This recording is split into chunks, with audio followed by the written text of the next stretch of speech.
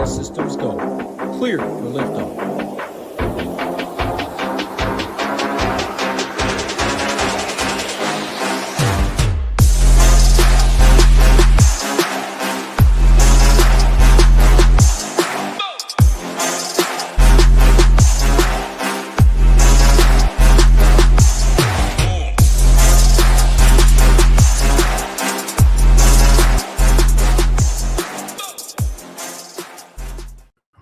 What's going on, everybody? Happy Tuesday with the man, Rio himself, talking some NBA. The dog days, as Rio said pre-show. It is definitely the dog days in the NBA, but hey, prices are still solid. 4 games on the slate. You can see start time 7 Eastern, 7:30, 8, and then 11 Eastern. Sean Sullivan has been complaining about that. Hey, that's your problem living on the East Coast. No, I'm joking, but at least there's not too many injury news. Little Neck's in here. Deacon wins a lot. Hope everybody having a great day. Want to shout out our man and Holla yesterday for an insane team. $1,000, got to the winner's circle, first place, scored over $400. And I also want to shout out our man Matt for the show yesterday. Absolutely great call with Alperen Sengun. You definitely needed Sengun to win all the cheese. So shout out to Matt. Shout out to M and Holla. Ria, how are we doing today on this fine Tuesday? Yeah, first thing is I do agree with Sean actually for the first time about this. I don't really understand why they'd keep that game on. Just make it a short 3-game slate. Let me and you get the day off doing a show and then have more time to spend with the fam or whatever. But yeah, whatever. The 3-hour gap is insane. So I do agree with Sean there. But yeah, shout out to our guy Emin Halla. Really well built team. Gotta pat myself on the back a little bit because that's 100% of the people on that roster were on the slate plan yesterday. So that's pretty That's cool to see. awesome. I was looking at that team. It's a very well constructed team. So shout out to him. It's a really, really good looking squad. Yeah, I mean, that's awesome. I mentioned on the show yesterday, even when Rio's not on the show, NBA slate plan puts in a ton of work. So yeah, you had Sengun on there. Matt also loved Ace Bailey. Great game from Ace Bailey. You had him on there as well. So definitely dialed in to the NBA content still. Are we over here at Chip and Nation? Next thing you know, on Thursday, MLB opening day. Actually, I think Wednesday is the first game officially, but it's a showdown game, and Thursday's the main slate. If I did see that right, because prizes were pretty good for showdown. So unless they absolutely, it has to be the first game of the night. But yeah, I mean, technically, I'm considering open day. On Thursday, we're going to have a show, Nades, G Rise, and myself at 11 a.m. Eastern. Let me just share this quick too. So NBA is still going on. Before you know it, Masters will be going on, but PGA this week, MMA this week, NASCAR on Sundays, big prizes, NHL still going, of course, NBA. So much going on right now. We would love to have you at the Nation, the cheapest by far in the industry, still with projections, ownership, slate plans, cores, a great Discord, education tools. If you go to more education, you can see for the 5 sports right here, including NBA, an hour and a half, 2 hours. Hoop, Tambo, myself talking some NBA. So yeah, if you want us for the day to give us a try, $9 gets you everything but Discord, a better deal in my opinion. 5 days for $19. Again, that will take you to some MLB action, some MMA, NASCAR, NHL, PGA, and of course NBA. So I think that's the best to give it a try. You get the Discord, you get Saber Sim. If you do just want single sports, if you know, like just NBA to close out the year, we'll still have playoff action. No doubt about that. MLB right here as well, you can see. But yeah, I think the 5 days for $19, if you haven't given us a try, is the best deal out there. What else we got? We got neighbors in here. Yeah, there's our man Emin Holla. Matt, great night there. I mean, yeah, that was brutal too. The late scratch stuff, absolutely brutal. I have no clue how to do this, I will admit. Scooter in here as well. I think I said hi to everybody. Gregory as well. Hope everybody having a great day. Again, all we ask, like button, subscribe button helps us out a ton. I mean, hardly any injury news, Rio. Spreads on this one, 17.5, 8.5, 10.5, 6.5. The last game of the night is the 6.5, the closest spread there. Is there anything broad slate-wise if I sort by ownership? Even though the Kings are big dogs, you see the top 3 owned players on the slate are Kings. I don't know. Another Carter is chalk. Didn't work out yesterday. What are your thoughts before we go game by game? Yeah, I guess your typical slate with a lot of value coming from one team. The Kings look like they'll only be suiting up 8 guys tonight. There's a chance that they could sign somebody. They do have Isaiah Stevens in the G League, so they could call him up. They probably will call him up, but still going to be a spot that we're looking to for value. Yeah, I don't not really much to say on the slate. I think that there's a chance that all of the games outside of the Kings and the Hornets ones are competitive. I could see all those games being closer than the spread would indicate. So I think that there's a little bit of merit to stacking up each game for different reasons. All right, I love it. Let's go first game of the night and get right into it. 17.5-point favorites are the Charlotte Hornets over the Sacramento Kings. 231.5 total. And I'll say all the totals is 231.5, 229.5, and a 232.5. So pretty much all identical. King side, you mentioned they're thin. No Westy, no Precious Achua, no Clifford, no Killian Hayes. So that's a lot of important injury news there. On the Charlotte side, Pat Connaughton is questionable. That means absolutely nothing. Former Buck. Shout out to my Wisconsin Knights. Yeah, take it away. Again, a lot of ownership going to the King side. Let me check quick, sorting by salary. DeRozan, 7.3K, Maxim 7K, and then no one else above 5.5K. And I don't think you were really gonna have interest in the two spends, but yeah, take this game away. How do you see it? I would have a little bit of interest in the two spends just because they're going to be so shorthanded, and we've seen DeRozan really run up his minutes at times and do pretty well. Even against the Hornets, he went for 39, 2 weeks ago. But yeah, I mean, this is clearly going to be a spot that we go to for value. Um, you want to mute yourself while you're eating? My bad. Holy shit, my bad. I'm usually so good at that. That's all good. Yeah, but yeah, I mean, obviously, it's going to be a spot that we need to get to for value, and I would say probably like 2 to 3 guys on most teams tonight. It seems like the way to start. I don't really think that it's worth breaking down the players, really just kind of how your roster stands, like how you line up with your rosters is how you're going to be playing these guys. For me, I would have Devin Carter and Malik Monk as the 2 guys that I'm probably going to be locking in for my single entry stuff, and then I mean, Carter's gonna be really, really tough to get away from at his current price second projection. So he'd be a guy that I'm getting heavily overweight to, kind of similar to like Sandro last night, I would say.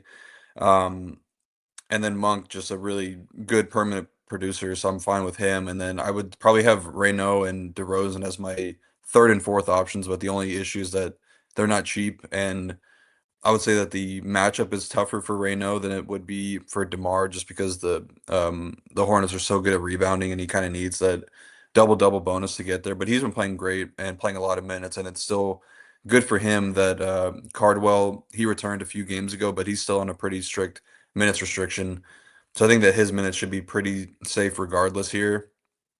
Um, Maybe DeMar would be a guy that you'd pair up with like a LaMelo or like a Brandon Miller, because I think that in the games that he's doing really well in, it's likely a close game.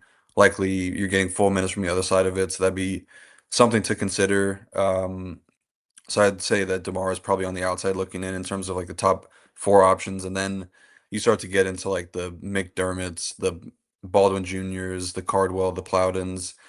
I think Baldwin Jr. is probably the guy that I have the most confidence in outside of the top 4 that I already mentioned. Don't think that Plowden is very good. He's also pretty expensive. And then I just couldn't imagine playing Doug McDermott in 2026. So he'd be a guy that I'm not really getting to. The only rules that I would really say for this one, I'd want to be a little bit looser because they're only playing 8 guys tonight. But I would be a max 1 of Reynaud and Cardwell.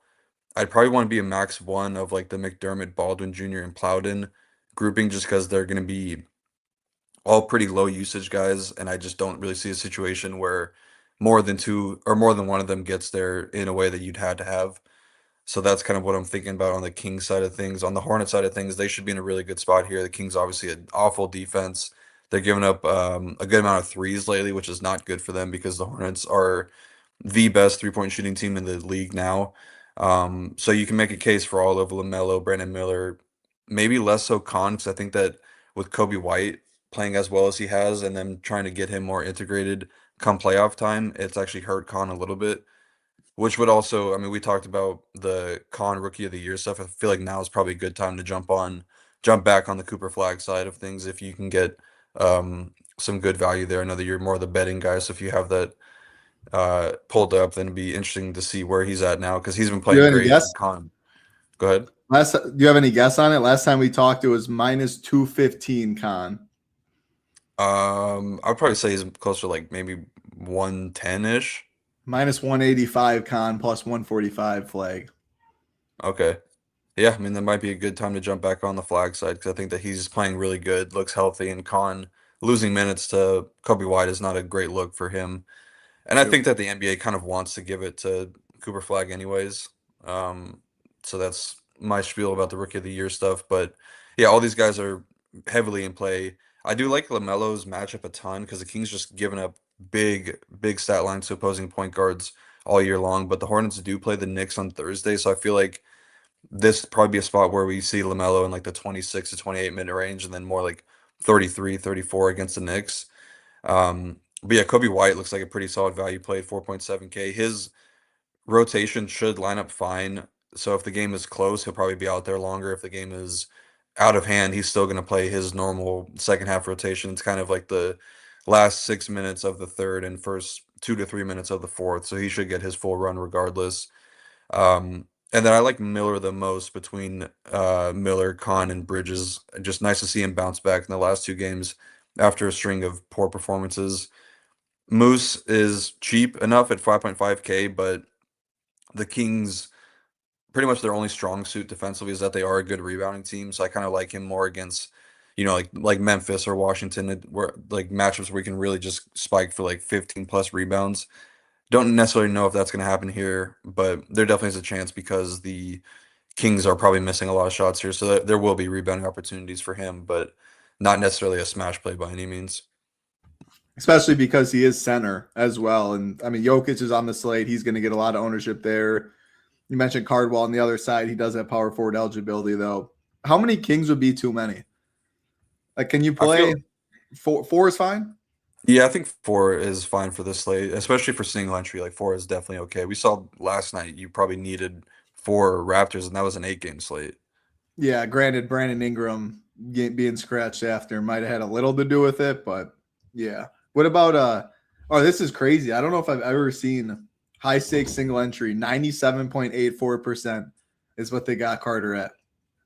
Yeah, Which is, I mean, that's I like it, but like, that's crazy. This is and again, if you're an ultimate member with us with SaberSim, you do have the access or the ability, depending on which contest, flagship MME, the $15, low stakes or mid stakes 20 entry max. I believe that might be $4, but it's for different pricing or for different contests based on size, based on dollar amount, based on people in it. You can sort. So this is high stakes single entry. I mean, that's an insane number. 80% Plowden, 62% Monk. It's just showing like this Cardwell, this ownership and stuff down here is not correct, but it's just showing how popular the Kings will be. Yeah,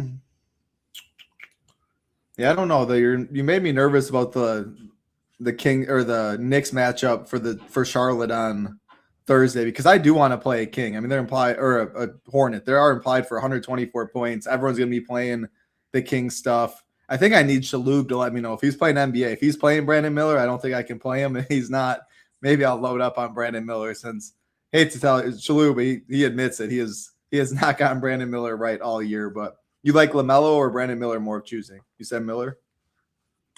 I think so, just because I feel like the minutes are probably going to be more there for him. But I mean, it's only Tuesday right now, so if it's a close game, they're probably playing full minutes regardless.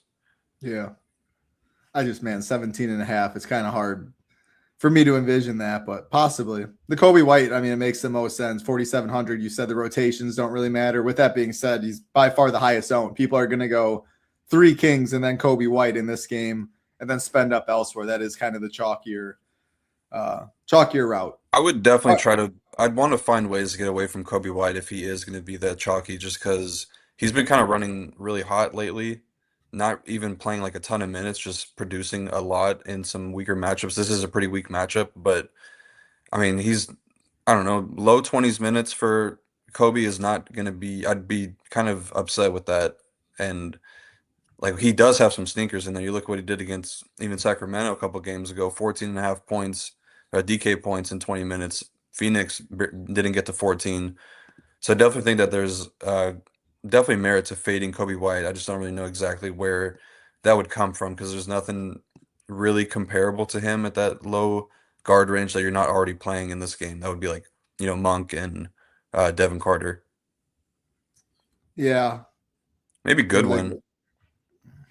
maybe you got Javon Carter a little later, maybe Sam Mayer. I mean, you're right. But the thing about him, low 20s minutes, really high usage guy. When he's out there, he's chucking. But if he has an inefficient shooting night, granted, I mean, last game the assists and rebounds were there. That's not always the case though. But yeah, if he doesn't make shots, he could definitely bust at 4.7K. So, and I definitely do believe that ownership, 20 to 25%. Like he's going to be played point guard, shooting guard eligibility. So yeah, I got a ticket. I'm playing the 555 today, so I'm definitely all ears trying to get a gauge. I mean, it's a really chalky slate. Like when you start plugging in some of these King stuff, and then you plug in Jokic, like you need to get different in a certain spot. I do think maybe a Brandon Miller, LaMelo is a possible way to get different, but obviously blowout risk is a concern.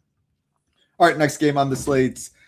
The New York Knicks, 8.5-point favorites over the New Orleans Pelicans, 229.5 total in this one. On the Pelicans side, no new injuries. On the Knicks side, Landry Shamet is out. So two pretty healthy teams. Second closest spread on this slate. The same game is not getting much ownership, though, when you're looking at it. So is this a game we can go to some pieces and get different with? Yeah, I definitely think so. We kind of know what the Knicks are going to do with their rotation, so it's pretty straightforward for them. And kind of the same thing for the Pelicans. Like they have four guys that you're choosing from, and I think that you can make the case for three of them in this matchup in particular. But both teams fully healthy for this one. I, I mean, I think the Knicks definitely deserve to be favorites. I don't know if it deserves like they're deserving of that big of favorites because the Pelicans have been really competitive lately. The Knicks are top five in D rating over the last 2 weeks, but the Pelicans are eighth. Huge addition with DeJounte Murray out there, Herb Jones, then like Missy's been playing really great as a backup center. But the Knicks have one of the best offenses in the league right now. They're first over the last 2 weeks. Pelicans are 13th. Pelicans are still a bottom three rim defense. Knicks aren't super rim scoring heavy, but the Knicks do have a pretty big discrepancy in their 3-point defense. They're allowing the fifth highest 3-point volume, but the Pelicans don't really take enough. But I do think there's two guys in particular that stand out there for that matchup in particular, and would be Trey Murphy and Sadiq Bey. I think Murphy is probably going to get the Mikal Bridges assignment, which is that's kind of the spot I like to attack. Mikal's not been nearly as good as a defender with the Knicks than he was when he was with the Suns a few years ago. I think 7.7K is a pretty good price tag for Murphy. Minutes should be really high as well in a close game. So I like him the most on the Pelicans, and then I would say Sadiq Bey playing a lot of minutes right now, 3-point funnel defense. I have him behind Trey Murphy. And then DeJounte for a different reason. I like him as the third guy. The Knicks are bottom six in pick and roll defense. The Pelicans are not on a front end or a back end of a back to back here, so there's a small chance that we get more minutes out of DeJounte, but I would probably imagine he's still in that like 31, 32 minute range. But if there is a game for him to get pushed up to like 34, 35, I would think that it's this one. And that would make him slightly underpriced at 7.5K. Not really going to Zion here, just hasn't really shown any upside with the uh the Pelicans being fully healthy. And then Herb Jones back to center eligible only. I'm okay getting away from that. I just don't really think that he does enough most nights to be the guy that you needed at the position. He was just small forward, power forward like last slate that these guys were on, so I don't really know what changed. But I'd rather play Missy at 3.9K. I think that this is a spot where we could see more minutes for the size that all the Knicks have in the front court. And if anybody were to get into foul trouble in the first unit, he's probably the first guy coming off the bench. So there's a couple ways that he could really get there here. On the Knicks side of things, going to be a tougher matchup for Brunson. I don't really worry about him particular against matchups, but he will see Herb Jones or DeJounte Murray. Both are capable defenders. But it's just the price thing for Brunson. 9.5K. Price keeps going up. The fantasy production stayed the same, so not really warranted of this price tag. I think more often than not, you're fine getting away from Brunson. I think that there are a couple really strong options at point guard and some that have point guard, shooting guard eligibility that I'd rather play over Brunson here. Just feels more like a floor play than an upside play. But I do think Cat has a good amount of upside with the power forward center eligibility. Very easier to get to with the dual eligibility here. the Pelicans have been a little bit better against centers in the second half of the season, so it's not as good of a matchup as it would have been for Cat a few months ago. But he's been playing really good as of late and in limited minutes. I mean, he's rebounding the ball really great right now and scoring the ball efficiently. So I think there's a lot working his way here. And then between the trio of Hart, OG, and Bridges, Hart is the clear number one option at 6.6K. He's gone perfect from the 3-point line over his last 3 games, but he also provides the peripheral stats that you need to get that ceiling outcome. I'd be okay going back to OG though. The minutes are still fine for him, and he's shown a ceiling as recent as 3 games ago. So I think that he might be a little bit overlooked. Yeah, seeing single digit ownership right now for him, I think that's a pretty good spot to get to. And I just don't really think that I can stomach continue going back to Mikal Bridges, even with the price going down, losing minutes to guys not really doing much on offense, just really tough look for him. So I'm okay getting away from that. But yeah, I definitely think that this is a game that you could get into. Even Mitchell Robinson, I think, is in play at 4.4K. You like Messi more? Um, Because I feel like it's hard to play both of those centers like as value on this slate. yeah. Um, no, I think I probably like Mitch a little bit more. Both are going to be low owned. I really liked your Messi call. Your Messi call though, like his, even if there is no foul trouble. I mean, he's really efficient in the minutes he does get. He's cheap. He's going to be really really low owned. So yeah, I think Mitch Rob or Messi is a way to get different in this game. Hard for me to get to Towns, Brunson, like you were saying. Man, I miss these Knicks just playing with Thibodeau, just playing 35 plus minutes. Like seeing Josh Hart playing like 28, 29 minutes some games and stuff. It makes it harder at 6.6K, but OG, I don't know. You said Hart, OG, then Bridges. I'm not going to argue. I think OG is solid as well, maybe over Hart. Tougher for me to get to the Knicks, but Sadiq Bey has just been, he's been that dude this year. I love playing Sadiq Bey right in the same price range as those guys. And then Trey Murphy. Like I think Trey Murphy, Bey, Messi, and then you don't need to play anyone on the Knicks stuff. You agree with that? Like those three and then no Knicks is totally fine? If you're playing 3, I kind of feel like I'd want to play a Nick. Like Hart would be the guy. I think that's kind of easiest to get to from a pricing standpoint. Okay. So you would want to play a Nick. All right. Yeah, probably. What's up, Trill? Good to see you. Min one Charlotte for single entry. I don't know if I would necessarily do that. That's No. pretty risky. Wardo, you like Jordan Clarkson? Is that what you're telling us? Give me your favorite Knicks, Wardo. I don't know if I can click Jordan Clarkson, but give me your favorite Knicks in this spot. It's tougher for me though. I do like these Pelicans. Murphy, Bey, Messi, and then Mitch Rob 4.4K I'm good with, and then either Hart or OG is my favorite way to go about it. I don't really see myself getting up to Towns too much, but a lot of people will go Jokic, so it's definitely contrarian. And if he does get you 60 plus, it's a way to get different on the slate. All right, there you go. Wardo, the next guy does like Cat. All right, let's keep it rolling. Next game on the slate, the Orlando Magic and the Cleveland Cavaliers.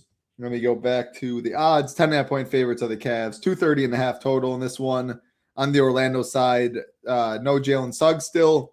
And then on the Cleveland side, no Jared Allen, no Jalen Tyson. Man, so sorting by ownership in this. Javon Carter, he's still showing ownership. Nothing like he was yesterday, but man, did he bury a lot of people. Paulo definitely had a good game. Very bad loss for the Magic, though. Now find themselves as pretty big underdogs on the road. I mean, 2 teams that are going to be going all out to try and win. Tristan DeSoa keeps getting the job done. So I'm totally good going back to him in the mid-tier. I'm always D-Mitch over Harden. I see it the same today, even though ownership shows that. Yeah, another game. Obviously, I think you can get to some pieces, but Javon Carter, I want you to start there from yesterday. Yeah, I mean, I don't know what you guys said on the show, but I mean, I was kind of beating the drum that he was more of a fade just because he's not stepping into like a true point guard role like Jamal Shed was, where he's going to be handling the ball a ton. Like I don't even know how many potential assists and actual assists Shed had, but like Carter is going to be sharing the ball with Paulo and Desmond Bane. Like they'd prefer to run offense through those guys. So it's the same thing here, but the thing that makes him a little bit more appealing tonight is that people are likely going away from him. Um, I doubt he's going to be in like the mid 20s again, like maybe like maybe mid 20s because it is a small slate, but I'd I be think okay he's going to going. be there, mid Yeah. 20s, low 30s. I just think enough people jam optos and like jam Sims and stuff like that where they don't think like that about yesterday. Whereas maybe a single entry spot where people hand build more, that they think of that more. Yeah. Um I don't know. I think he's going to be better than he was last night. It's kind of hard not to do better than he did last night, but he's just not like that good of a per minute guy in his career, and I don't really see the role changing much for him. He's more of like an off-ball scoring guy. They even might go away from him here where you need more on-ball defenders. I think that he's a capable defender, but it might be a better spot for like the Jamal Canes and Jace Richardsons, who Kane was kind of eating into his minutes more last night. I mean, you need good on-ball defenders here against the backcourt of the Cavs. So yeah, I mean, if the ownership is high again, I'd probably take an underweight stance. But if it's low, I'd be overweight. Don't really have much else to add there. But yeah, I'd be fine going back to Paulo and Bain. I think it's a good price tag for Bain or for Paulo in particular. He's done pretty well in the matchup against Evan Mobley. I think that they'll actually probably put Dean Wade on him here. But either way, they're probably going back to these guys for a lot of minutes after losing that game in embarrassing fashion last night. So I'm fine going right back to them. Uh, I don't know. Bane is a guy I could never really. I can't get him right. I often hate using that term because it's like overused, but like Bane is a tough guy to pin down. Um, yeah, I don't know. What was It's a fine. what was your thought process yesterday on clicking both Bain and Paulo in one of your 3-3-3-3s? Because we talked about it on the show and we kind of were wasn't our favorite approach to do, but at the prices with the injuries that everything was running through them. Was that kind of the thought process? Yeah, I was just kind of like a double leverage play off of Carter because Carter was like 45, 50% Mm, in that 33-33. yeah, that makes So sense. yeah, just kind of like hoping that all the offense went through them, and it kind of was going through them in the first, but they shot a combined 1 for 12 in the first quarter. So just the nut low outcome, and then Bain picked up 3 fouls in the first half. So that's why you see the fantasy production wasn't great for him, but he actually, I mean, he had what like 7 fantasy points in the first half, so a pretty good second half. Um, yeah, so I don't know. His minutes are probably gonna be way up there here. So I'd be fine going back to these guys, and I'd probably put the same rule on that I had yesterday, max two of Paulo, Bain, and Javon Carter. And then Tristan da Silva, like you said, just continues to get it done. The minutes are really strong. I actually think he's under projected for minutes wise. I was looking at like BBM only had him for 28. I think Saber had him for like 28, 29. He's playing 30 plus for sure. I don't really get why people would think that he's playing less than 30 here. They definitely need his defense. So I am normally away, like trying to get away from De Silva, but I think it's a little bit harder tonight because I actually do think that he's a pretty solid option. I think that's it. I don't know if there's necessarily enough leverage off of Carter going to like Jamal Canes and Jace Richardson's just because they're the same thing that you say negatively about Carter is the same for them. Like they're not going to be getting a lot of usage. So yeah, it's really just Paulo, Bain, and De Silva for me, and then Carter will definitely make his way into some of my lineups, but it'll have to be away from one of Bain or Paulo. What about Wendell Carter? I'm Uh, I'm seeing a little ownership. I mean, 10 to 15 is that just a pure fade? Obviously, just center eligible, but not too many no, people in his range. It's either Messi or Mitrov lower, Jokic higher, kind of. yeah, I don't know. It's probably more of like a around the field play if you're doing MME. I just don't really. He's just never a guy that's gonna flash ceiling. Like maybe 28 to 30 is enough, but if I'm in like the 5.5 to 5.1K range, I would probably rather just play Diabate. Okay. For the Cavs stuff, it's a really good matchup for Harden and Mitchell, but I do have a pretty strong preference to Mitchell. Nice to see his minutes get way up there last game. The Magic they have been a really poor pick and roll defense all year long, but with Suggs off the court, they get even worse. I mean, look what Nemhard and Siakam did to them last night. But the defensive rating falls off a cliff when you take Suggs off the court. They're at 111 with him on versus 117 with him off, and you're replacing him with Javon Carter and then some of these younger guys in the second unit that will be having to guard Donovan Mitchell and Evan Mobley or James Harden. So I think both those guys are in a good spot. But I do have it ranked between Mitchell, Mobley, and Harden as Mitchell, as it's listed as the price goes down. I have Mitchell first, Mobley second, and Harden third. Um, Mobley's actually been like the best per minute producer of these three. When you take off Jared Allen off the court, obviously it makes a lot of sense because he's going to be getting a lot of the rebounds. But yeah, I feel pretty good about him as an option, even at 9.1K with the power forward eligibility. But yeah, Mitchell's the guy I'm looking to, and I see Sam Merrill getting a little bit of ownership. I don't like that. I mean, he's just a low per minute guy. He had 10 rebounds last game. Like I doubt he does that again this season. Orlando is giving up more threes as of late, but he just doesn't do much outside of scoring more often than not. So I'm not really into Sam Merrill as a value play tonight. I'd rather try to find value elsewhere if I can. Did they all land in his lap or what? I mean, 10 rebounds for Sam Yeah. Merrill is insane. Yeah, I don't know how that happened, honestly. He did spike for a few, like 6 and 4, 5, but like I feel like more often than not he's landing in like the 2 to 3 range. Hey, Trucker, hey, that's fair. Now that I got a little baby over here, the schedule gets a little tighter, but I'm on mute. I mean, you can just look at Rio's pretty face down there. You can hide mine up above, but fair enough, fair enough. Yeah, I mean, this is Mobley or D Mitch looks really good. And then Paulo, De Silva, Bain, and then maybe Javon Carter. Like, this is a game I definitely want a good amount of exposure to. If you're playing Paulo, are you more likely to go like a Mobley or a D Mitch and like not going Jokic or vice versa, or you're not really looking at it like that? No, I think that makes sense. I like the Paulo and Mitchell pairing probably. Eating up two power forward spots if you're playing Paulo and Mobley because I think you probably wanted. I don't know if you'd want him at center tonight, but yeah, I like Yeah. the Paulo Mobley or like Mobley Mitchell and Bain, something like that.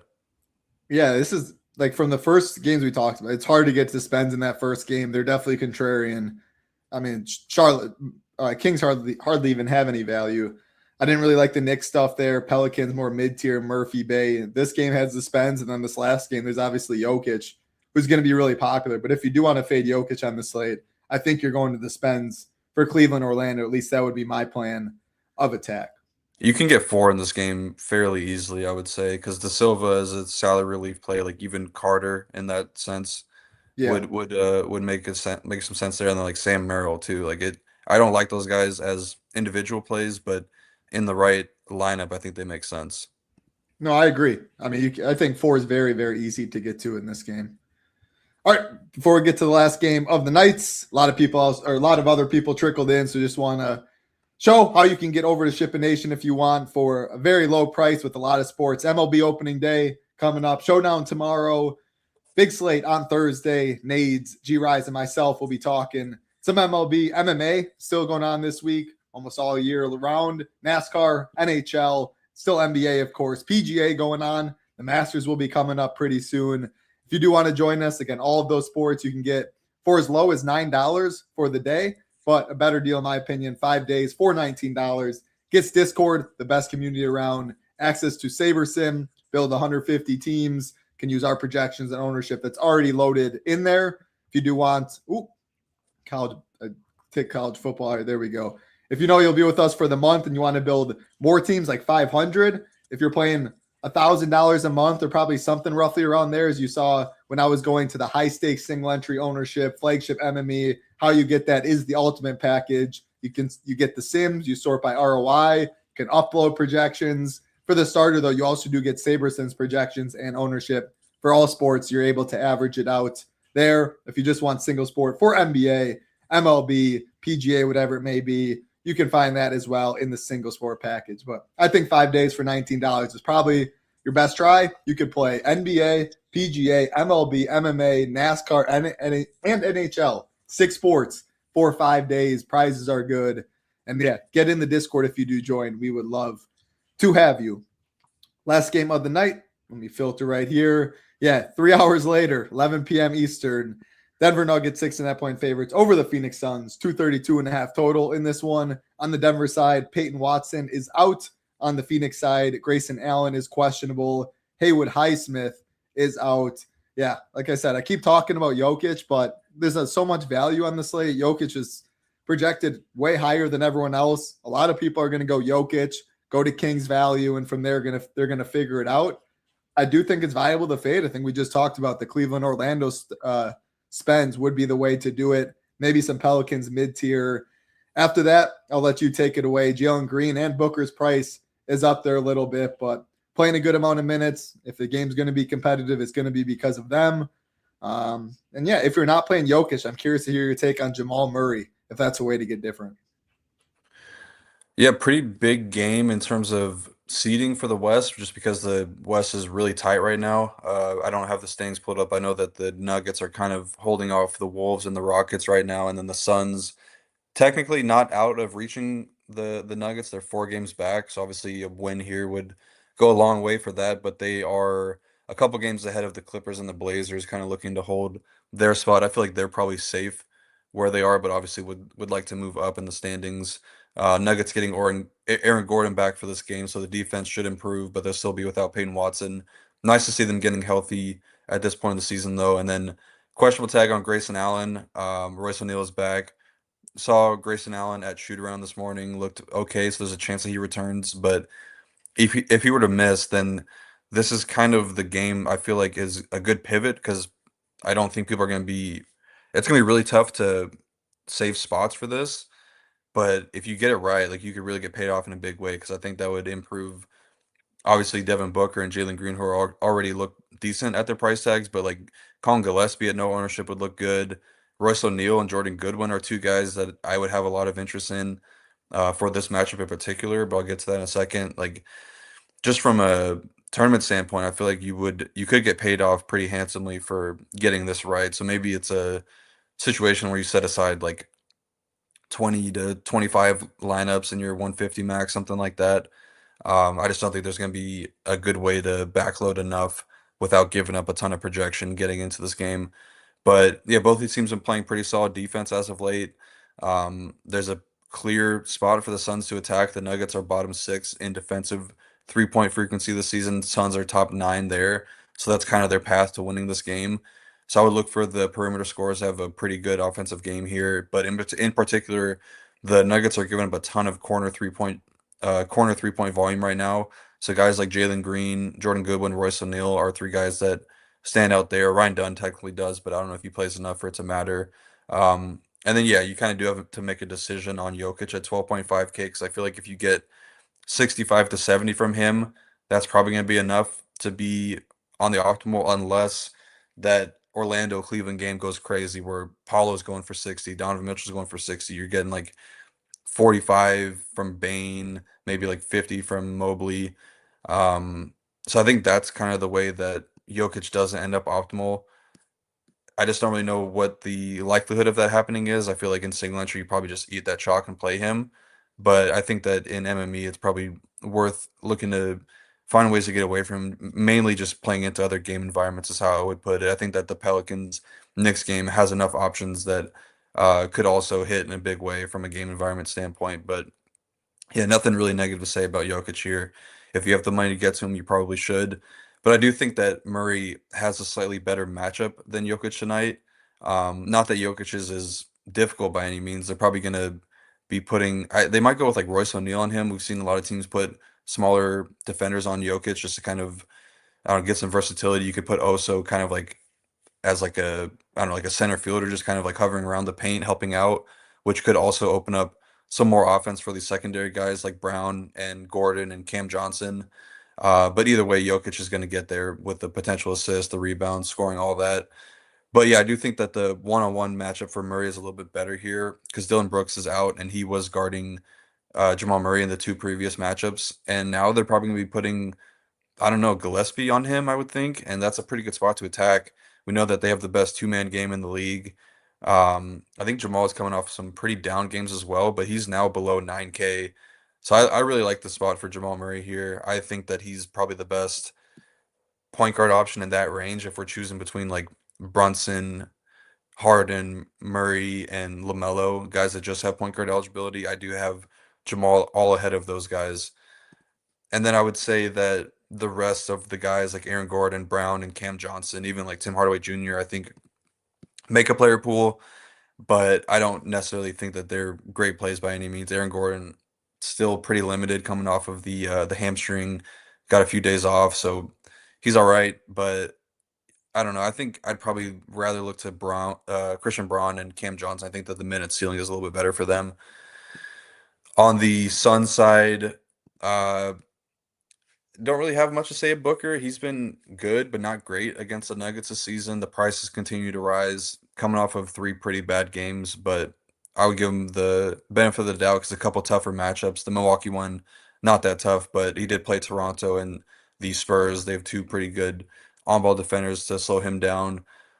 I think I'm fine with him, but I feel like he's pretty comparable to Jalen Brunson in the sense that he's probably going to be good enough to like maybe get you like mid 40s, but probably not getting you like a tournament winning ceiling more often than not. I do think that he has better like a better 99th percentile outcome than Brunson, and also with shooting guard eligibility. But I'd rather just play Donovan Mitchell at shooting guard if I needed to get a guard. Um, What about and it Murray or feels Booker right there in the same price range? I'd still have Murray ahead of him. Yeah. Okay. For Jalen Green, feels just kind of like we're chasing, or at least I have been chasing that the 250 DK point outburst, and now he's almost 8K. So I feel like this is probably the time to hop off. I think that he was better when he was in like the 6.6K range, where a 37, 38 point game from him didn't crush you. That would not be great here. Same eligibility as Desmond Bane. I'd probably rather go there. Um, I don't think I'd be playing Grayson Allen coming off of the knee injury that's been kind of nagging him the whole season. But if he were to miss, like I said, I do think that Gillespie's pretty good. I honestly feel like Gillespie's in play regardless because they're going to need some more secondary playmaking and secondary scoring if guys like Booker and Green do get somewhat managed here or just kind of like locked up a little bit. I don't necessarily think that's going to happen, but he's an interesting option because you do beat the Nuggets with 3-point shooting and he can get really hot at times. And the same thing goes for Royce and Jordan Goodwin. Like they are probably guys that are going to be left open a good bit here. We've seen Royce; he can get hot and hit a bunch of threes in a hurry. Like he did that pretty recently. I feel like against Milwaukee, went 7 for 11 from deep. He's only taken threes, but if you run into a hot shooting night, he could definitely be a guy that pays off in a decently big way. But I would say the Suns are more unappealing than pretty much every other team on the slate. It's just tougher to get a ceiling game from these guys now. But I do like Gillespie at really low ownership. What are the odds you'd put with Grayson? Obviously, it's a lot of guesswork, but like you said, you can't backload. It's 3 hours late. Like there's just not enough in this game to have pieces that move around. If you're playing, it's Jokic and probably one Sun, whoever it is. But like, what are the percentages you'd put at? Because I mean, Jordan Goodwin at 4.7K too. Like even if Goodwin, Royce, Gillespie, even if Grayson's in, like you said, they have outs to get there. It's a lot less outs. But man, if they're out, like or if Grayson's in, you're not drawing dead by any means. And I at least would rather 4.7K, 4.9K. That's kind of why I'm leaning a little more those two than 6.2K Gillespie. But again, yeah, he's higher usage guy. But what are the odds that you'd put Grayson to be in or out? It's probably like a true 50-50, I would say, until we actually get clarification from the team. But to what you're saying, I feel like I'd rather play Gillespie and Royce than I would Goodwin because I think that he's the guy that's the most impacted from Grayson Allen returning. Um, Okay. yeah, so I would rather play Gillespie or Royce here. All right. I don't know if I'm gonna be able to get to Royce in that price. Maybe I'm always a big Connor Gillespie guy, or Colin Gillespie guy. So maybe, but man, you're gonna give up a lot of projection. Like he's gonna be super super low owned. You're gonna be looking at that news and really hoping Grayson is out at the end of the day. And yeah, there's just not pivots, but you're not playing Jamal and Jokic together, right? Like you'd go Paulo or D Mitch or someone else in that Mobley, someone else in that range if you were playing Jokic. I don't think I would set that rule on this slate. I think on normal slates I would, but only 4 games. There's definitely a chance where it's all Jokic and Jamal doing all the scoring for the Nuggets. So I would be okay with that. But in that sense, I would say if I had both of those guys, I'm not playing any other Nuggets. Yeah. Oso, Diabate. You said you liked you liked Diabate more than Wendell Carter. So Oso or Diabate if you had to choose. Um, I'm not Probably sure I believe that Diabate. ownership. What is it at right now? 38%. I mean, you said it though. People just follow projections. He does project pretty strong. Yeah. Uh, Um, I think Jokic, like at the end of the day, Jokic might be under projected in terms of ownership at 48. So if you boost that, he's just center eligible.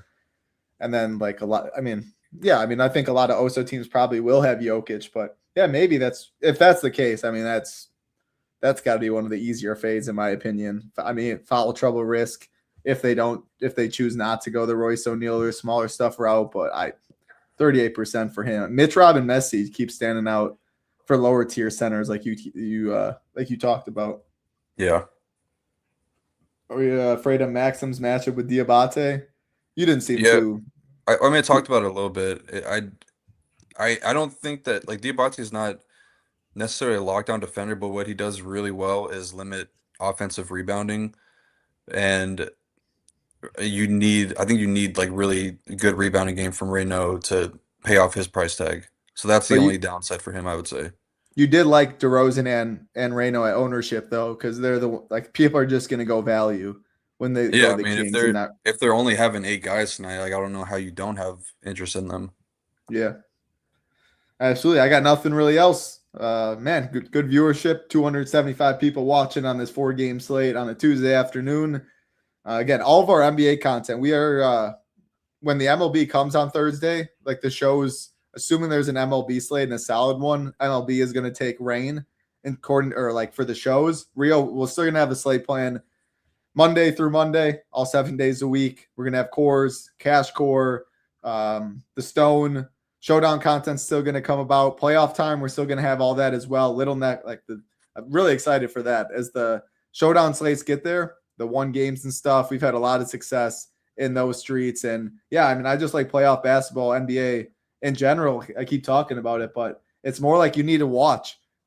Projections are a lot more difficult because teams make adjustments from game to game, and those adjustments can be dramatic or drastic differences with minutes. Like I mentioned yesterday, the Steven Adams, when they went double big with Sengun, I mean, it took a little while for projections to catch up to that. And if you're behind, you're kind of just donating for a while. So Rio's always locked in, Little Neck, Matt. I mean, all of that. I definitely recommend getting over to the nation if you are playing NBA in the playoffs, and the prizes remain good. So I always love playoff basketball. Usually staggered starts, so the late swap and stuff is more important that way if you're boxed out or not. I think a pretty big edge there. Anything, Rio, you want to say for this slate, for that, or MLB, whatever's on your mind before we get on out of here? No, I mean, there's potentially this could have been our last show together this NBA season. So if it is, it's always a pleasure. Yeah, appreciate. I mean, I'll be back tomorrow with Matt, but yeah, there's the NBA shows will definitely be dwindling down as MLB heats up a little bit. So yeah, just appreciate you, Title. Appreciate everybody tuning in every day. Yeah, I mean, Rio, I'll get to that question in a sec, but always love doing shows with you, Rio. I mean, it's very easy my job. That's why, sorry, trucker, but I'm able to eat on a show like this because I got someone right down below. Not many I'm able to, but I got someone down below that as good as it gets, and I just kind of try and steer the ship. Look at the ownership, the projections. Of course, I'm in the streets. I'm watching some basketball, but I'm not watching nearly as much as Rio. And I'm not going to lie, this time of the year, hey, having a kid, it went way down watching anything. But when something's on my TV right now, it's March Madness when it is going on. It is that time of the year for me. So yeah, I love relying on Rio. I'm in the streets. I'm excited though for the 5:55 tonight. And yeah, I think this will be our probably last show. So always good talking with you. Maybe we'll hop on MLB show. Maybe. Otherwise, yeah, next year, NBA. That'll do it. Let's see. Last thing. If you're fading one of the primary scorers for Charlotte is good leverage tactic tonight. They're not going to get owned, really. So it's not. If I'm reading this right, all Charlotte's going to be pretty low owned. So like playing them is the way to get different. You're not getting any leverage from fading Charlotte. Do you see it? Yeah, that's what I was gonna say. I feel like it's the opposite. If like you'd rather play them than fade them. I want to know who this is. Who's the burner? 2 GPPs this year is awesome. Do you have any idea who this is? I mean that's not Philly Phantom. It could. I mean, but he must have changed his ad because it never said burner at the end. YouTube's been doing some weird stuff with the names lately. Yeah, maybe it is. Yeah, it is Philly. All right. All right, Okay. it is Philly. Good stuff, Philly. Always grinding all the sports. I'm assuming you're in the best ball streets already. Go Five, about to cry. Rio and Matt will be back tomorrow. Great tandem there. I do Michael. It is new. I do have one though. Yep. I hope everyone has a great day. It's a beautiful day out here as well for accounts for Philly Phantom. All right, that's enough messing around. Everything will be up, all content pretty soon. Head over shippingnation.com. Again, daily pass, but I think the 5-day pass for $19, so you can get all of these 6 sports coming up in the next 5 days. For my man Rio, I'm Title, the last show for us this year. Good luck, everybody. We will see you in the MLB streets. Peace.